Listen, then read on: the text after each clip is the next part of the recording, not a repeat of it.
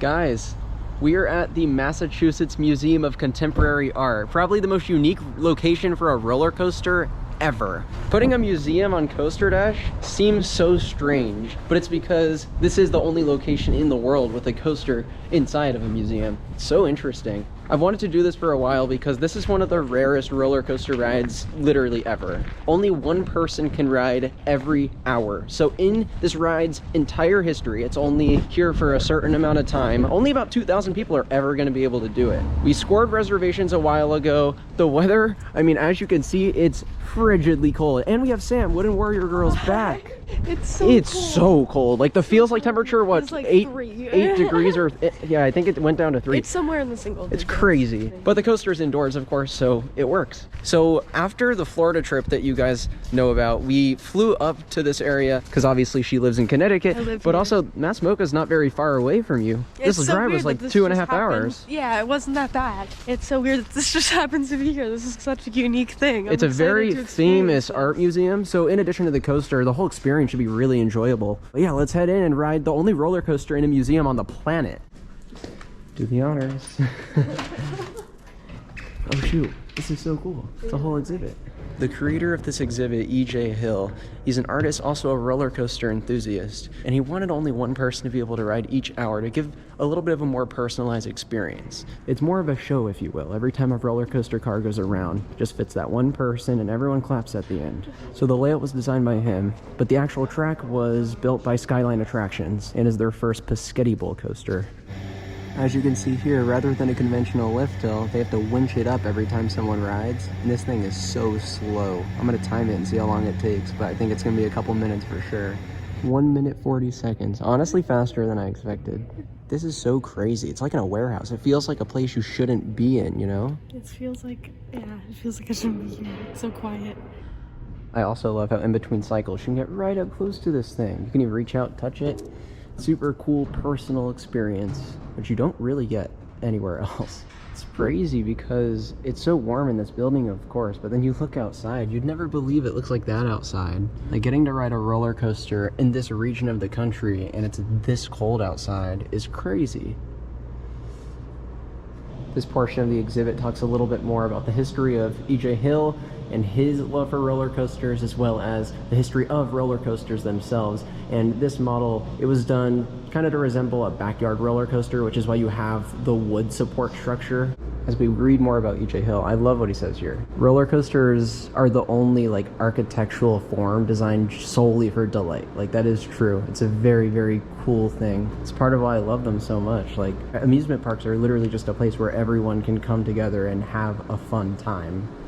Look at this. I wish you could ride this thing. Launch up into that spike, that would be crazy.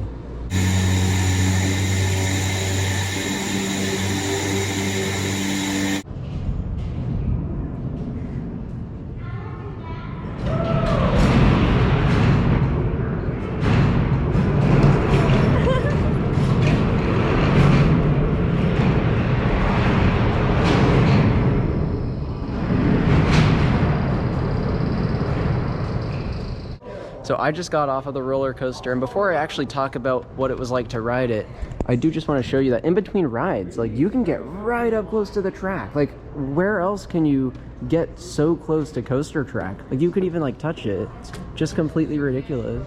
Like I said, this track was done by Skyline Attractions. It's their Pescetti Bowl track. And we were gonna ride a full-size Pescetti Bowl at Six Flags Over Georgia. And then they closed. But then they closed. But actually, like the ride itself was closed too for maintenance, so. This one's cooler anyway. It's cooler. It's more rare and obscure, and like one person can ride it each hour. That's it. It's pretty interesting. And this is literally like the car right here. Seatbelt, little bit of leg room. Just this little thing. This drop was definitely my favorite part. It's actually pretty zippy as you just fly down. You build quite a bit of speed here. So just to talk about that ride experience a little bit, it was very interesting having only the one person, yourself, on that car. Of course, it feels like a kiddie roller coaster. Like, it's very tame. However, it's the novelty of it that's so interesting. I will say there were some surprising forces. I don't know exactly what it was. Like, the ride feels pretty zippy when you're going down that drop, when you're going up the spike. It actually has some, you know, butterfly feeling, which I wasn't expecting. The little helix didn't do that much, but it was extremely smooth, which is really cool because, you know, Skyline is always known for kind of building rough coasters, but if that's the direction that they're going, that's much better. It's very, very comfortable. Obviously, even though we are here for EJ Hill, there's a lot of other really cool exhibits all around Mass MoCA. There's very like interesting atmospheres too that they're able to create just by lighting and simple sound effects. Student loan debt in the US today totals over $1.8 trillion. Each bowl in this installation can hold about a pint of mixed coins, or approximately 40 bucks.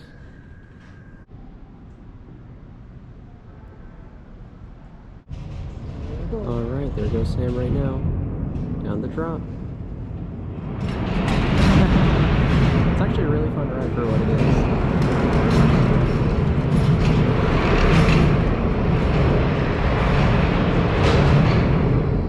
It's crazy. It feels like a legit roller coaster. I would love to see full-size versions of this at some theme parks. I mean, obviously you got the 2 kid flash coasters at Over Georgia and Fiesta Texas. But no, this was really enjoyable. It's very comfortable and smooth, which I'm pleased to see Skyline's able to do that. And as an art exhibit, I mean, this is like amazing. So I'm definitely grateful to have had the opportunity to experience this today. I'm personally sad that you can only do this once at a time. I mean, I get it, but it's really fun. It's really fun. It feels a lot faster than it looks. Oh, yeah. It's like, I don't know, it's genuinely fun. I think this destroys any kiddie coaster. Like I was gonna say. Yeah, it's super cool. It's just like, I don't know, I feel like the execution is like a little weird that it's like one person at a time. It kind of felt like awkward. Oh yeah, it definitely feels really, awkward really in awkward. here. Especially, it's a weekday. There's not really many people here at Mass MoCA at all, like in any of the exhibits. So usually there's supposed to be a crowd of people clapping, but today it's just like awkward, Really, deafening really silence. awkward, yeah. So if you have social anxiety, it can be a little much, honestly. But no, we definitely got It's really cool.